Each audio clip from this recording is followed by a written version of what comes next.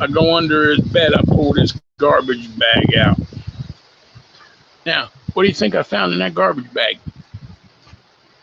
13 brand new full pagan cuts.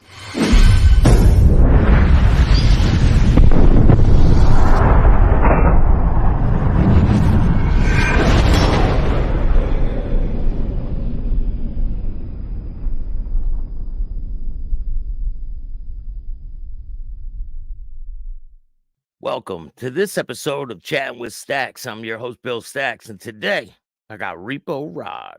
You know, I had 2 storage units full, car size, wall-to-wall, floor-to-ceiling with Hell's Angel stuff in it. When they did that, I was talking to the president of Baltimore, who's out bad, and always had the Federal Task Force guy's telephone number in his phone to call him and tell him whenever they were going someplace where they were going and everything.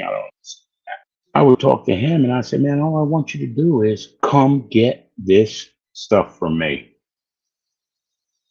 Come and get all of this stuff. I don't want it. I want you to get it out of here. They send a prospect. No. Prospect does not touch member stuff. I'm like, man, you don't send a prospect to pick this up. Well, it doesn't matter. You're out of the club. No, you do not send a prospect to pick it up. Send a member. Months, man. It took months to get a member to come.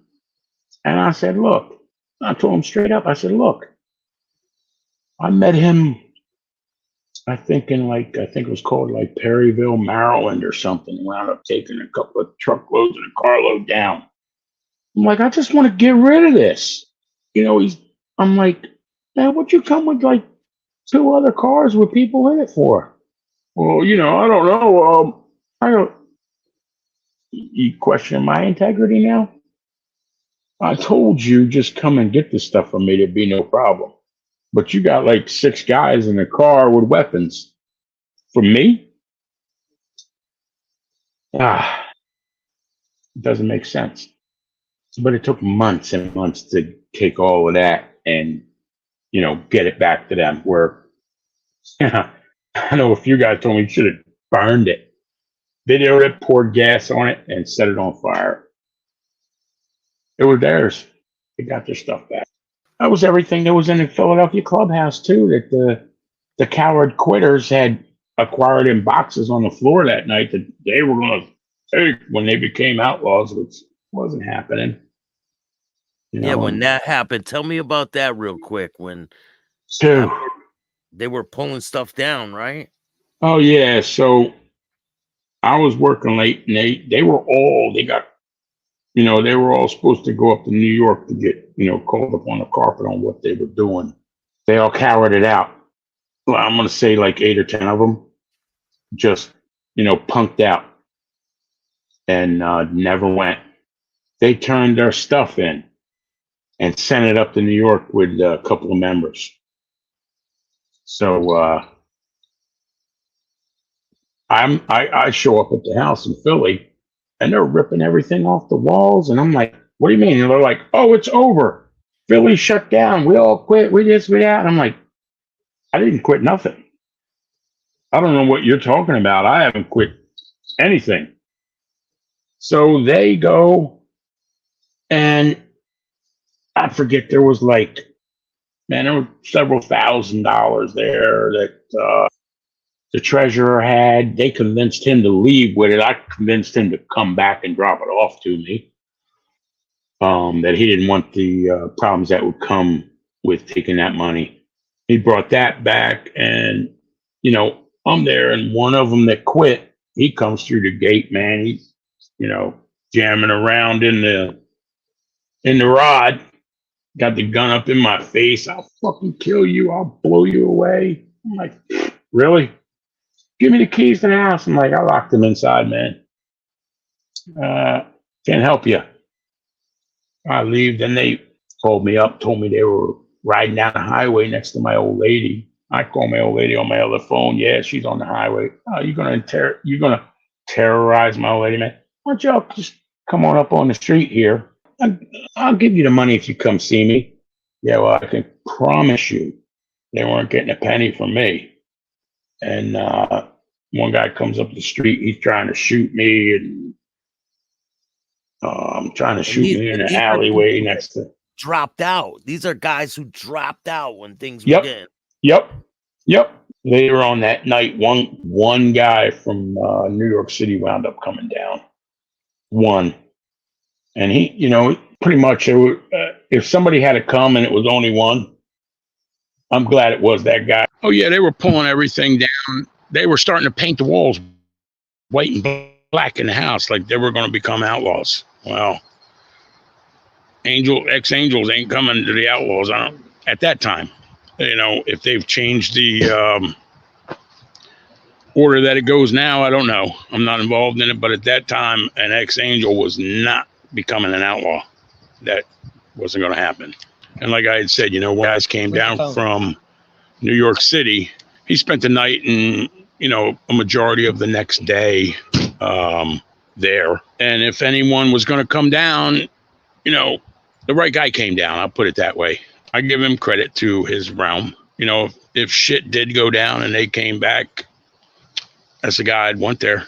That's definitely the guy that I would want at that house, standing next to me, in front of me, or behind me, because I know what we both would have done to protect what was club. Yeah, the other guy, there's another one. I think there's, you know, the guy that was the prospect that was out there the night Tommy got killed.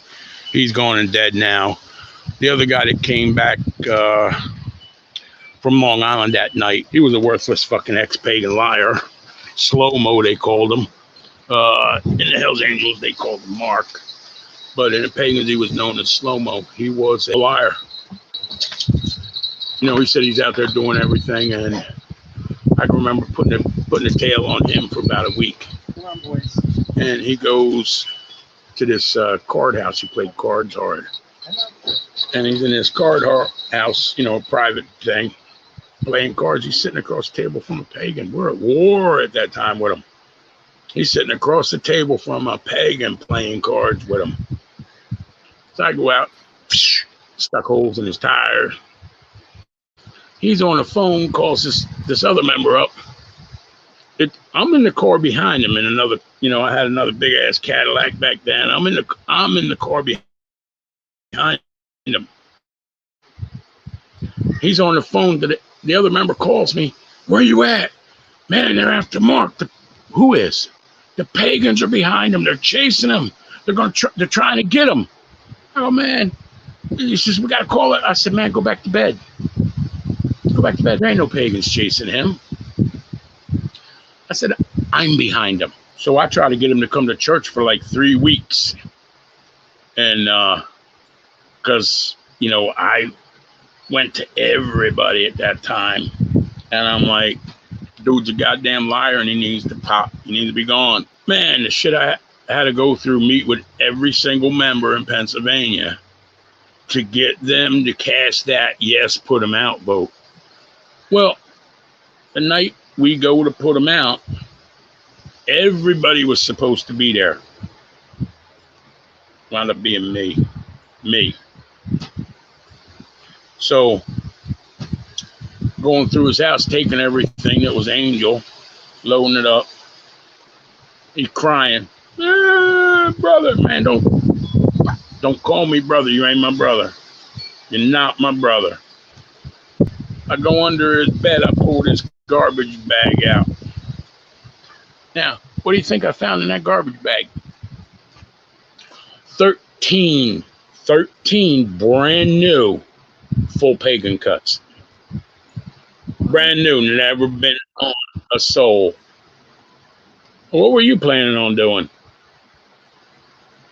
Yeah. Oh, they're Pops. Well, Pops was a dude mangy. It was, you know, on paper, couldn't be around the club that came over with Tommy. But 13 brand new jackets, man. What you guys doing? We going back to being a pagan? And yeah, I took them too. And they got turned back into them guys. Years later, I guess. But yeah, you got 13 brand new pagan jackets underneath of your bed, and you're a Hell's Angel. What are you doing with them? You can't answer that question, can you? No. Nope. And you sitting playing cards with a pagan across the table, man. We're supposed to be warring with them, and you're playing cards across the table with one of them.